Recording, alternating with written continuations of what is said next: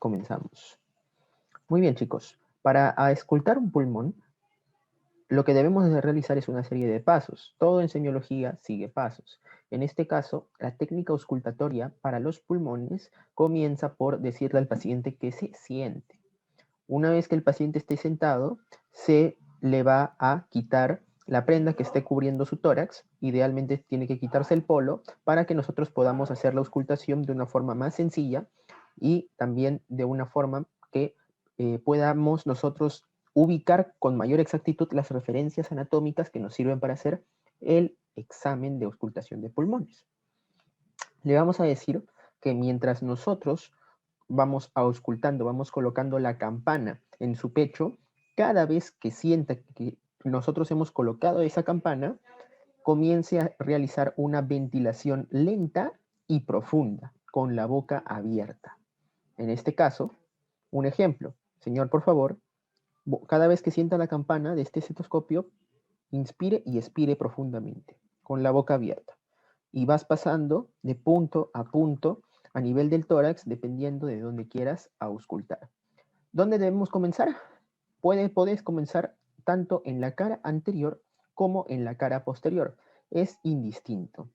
Pero lo que sí debes de realizar es comenzar por los ápices pulmonares y poco a poco comenzar a descender hacia las bases. Pero ojo, este descenso, muy bien, disculpen, corregí una dificultad con la conexión.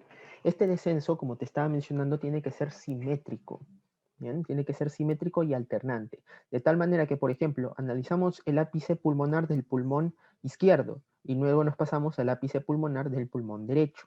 Luego bajamos en el mismo pulmón derecho hacia un espacio intercostal y luego evaluamos el mismo espacio intercostal pero en el pulmón contralateral. Y siempre tenemos que realizar este proceso porque nosotros tenemos que evaluar la presencia de ruidos pulmonares de forma simétrica.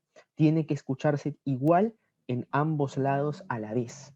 ¿Bien? Y si encontramos alguna normalidad, entonces eso tenemos que reportarlo en nuestras historias clínicas. Entonces nunca olvides estas características. El examen es simétrico y alternante. Por otro lado, también, así como hemos evaluado la cara anterior y posterior, debemos evaluar las caras laterales. Y para esto le vamos a solicitar al paciente que eleve los brazos, pero que los eleve en un ángulo de 90 grados como está haciendo el niño que observamos aquí. En esta imagen en realidad está mal. ¿Por qué? Porque cuando elevas los brazos vas a generar una distorsión de los puntos anatómicos referenciales que nos permiten identificar la delimitación de los lóbulos pulmonares cuando nosotros hacemos el examen lateral. Lo recuerdas, ¿verdad? Existen referencias anatómicas como por ejemplo el inicio de la cuarta, sexta costilla y en este nivel la vértebra torácica T3 que delimitaban dónde comenzaba en este caso en el pulmón del lado derecho y dónde terminaba el lóbulo superior, el lóbulo medio y el lóbulo inferior. Lo debes de repasar, es cuestión de que revises un poco la anatomía. Y lo mismo para el pulmón del lado izquierdo. Hay referencias anatómicas y para no alterar estas referencias anatómicas, por eso es de que no debes elevar los brazos de esta forma. Elévalos siempre en 90 grados. Le mencionas al paciente que con sus manos cubra sus orejas. Otra cosa que me olvidé de decirte aquí. Cuando vamos a auscultar la cara posterior, en este caso, la cara posterior, también hay que darle una indicación al paciente.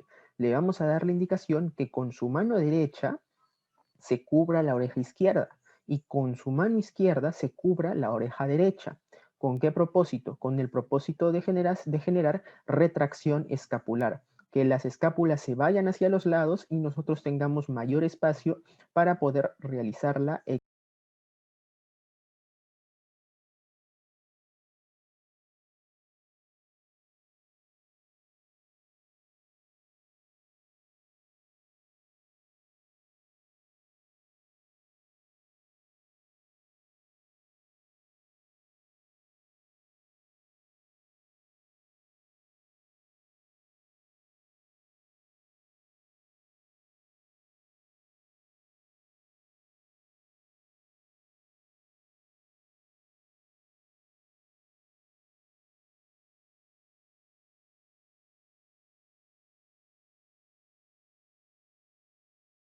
examinación y por ende una mejor auscultación.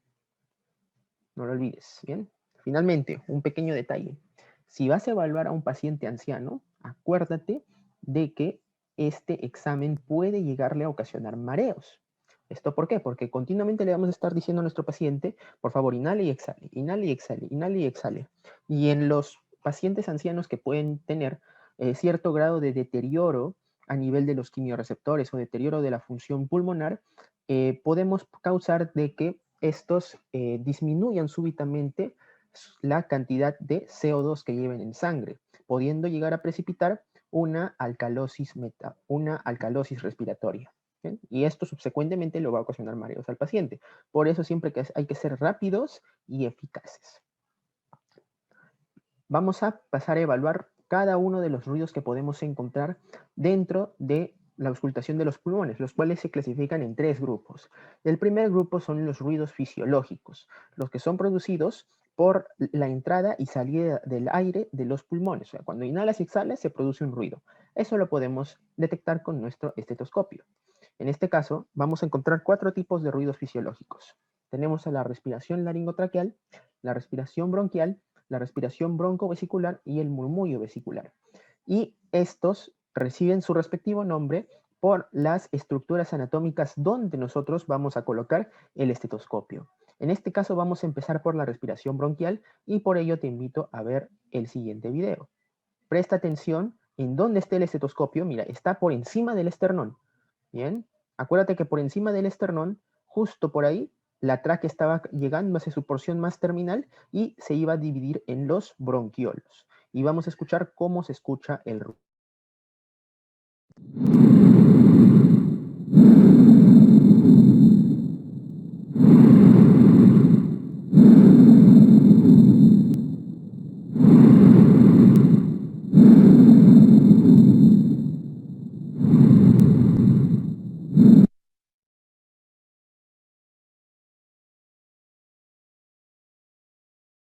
Muy bien, como han podido apreciar, justamente has escuchado un ruido con un tono alto, ¿no? Se escucha ampliamente su volumen, es fuerte y es agudo.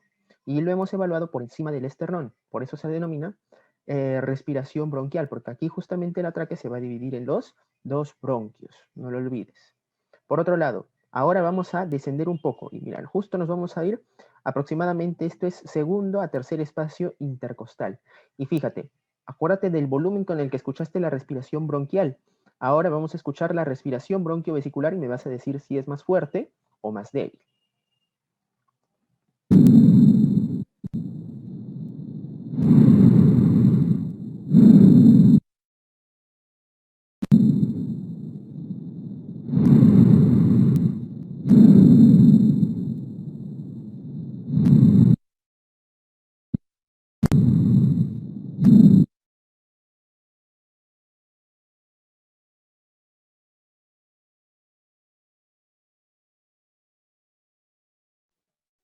Micro docente Renato. Sí, disculpa. Sí, justamente estaba terminando de colocar. Muy bien, como le estaba comentando, aquí, ¿cuál es el detalle de la respiración broncovesicular? Notaste de que el volumen descendió un poco. El volumen está con una intensidad y tono intermedio. Lo escuchamos en el primer, segundo espacio intercostal, ¿no? Justo lateral al esternón, y si te pones a escucharlo con mayor detenimiento, va a predominar la expiración. Y por último, tenemos al murmullo vesicular, el cual vamos a oírlo ya en el parénquima pulmonar. Cuando ya exploremos los puntos más, más inferiores del campo pulmonar, ahí vamos a escuchar el murmullo vesicular y se va a caracterizar por ser suave y de tono bajo. Es el tono más bajo con respecto a los anteriores y es por ello de que se le da justamente el término de murmullo. Bien, con esto quiero de que te lleves una conclusión de que el murmullo se escucha muy bajo y ahorita lo vas a comprobar y de paso comprueba ¿cuál es más larga, la inspiración o la expiración? Te vas a dar cuenta que la inspiración es levemente más larga a comparación de los anteriores. Bien, escuchamos atentamente.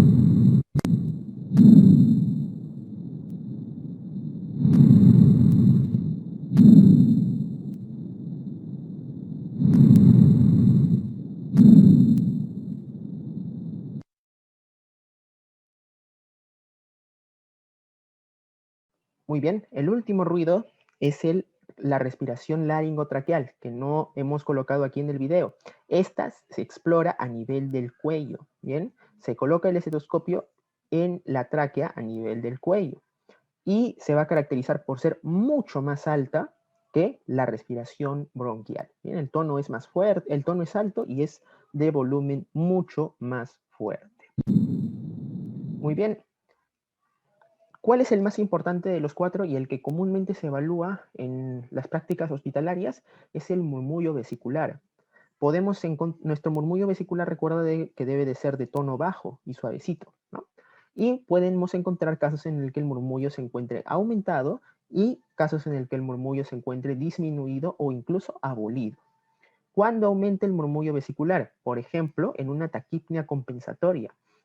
Imagínate de que solo tienes un pulmón funcionando y el pulmón del lado contrario ha sido totalmente colapsado, una telectasia masiva. ¿O qué pasa? Que el pulmón del otro lado se ha llenado, por ejemplo, está aplastado por líquido. Eso se le llama derrame pleural. Entonces, solo te va a quedar un pulmón y ese pulmón tiene que ser más trabajo. Y por ende, más trabajo recibe más aire y el aumento de aire va a hacer de que el murmullo vesicular aumente en volumen, básicamente porque está recibiendo mayor cantidad de aire.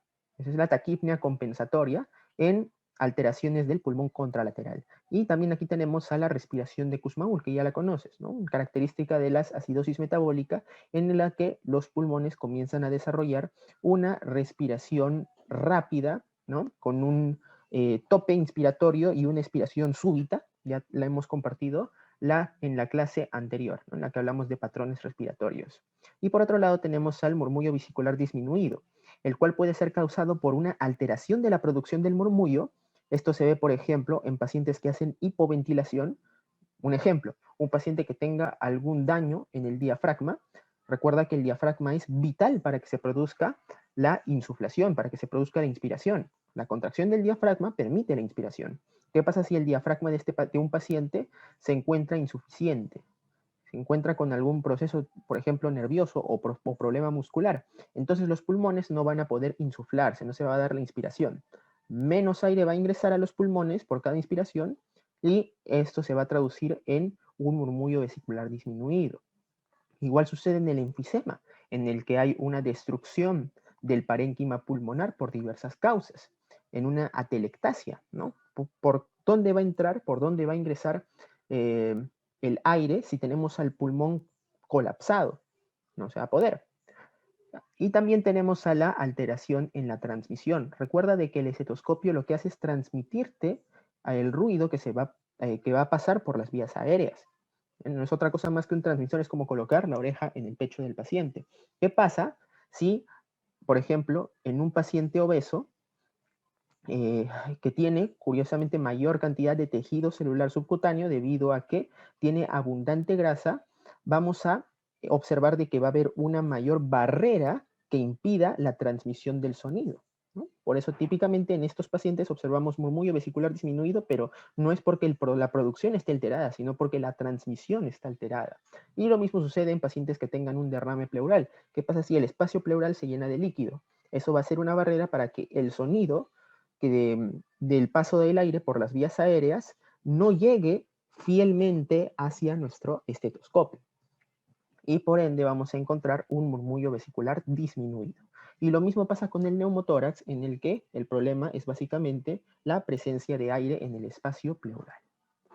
Muy bien, ahora hablemos de los ruidos agregados, también conocidos como ruidos adventicios o patológicos.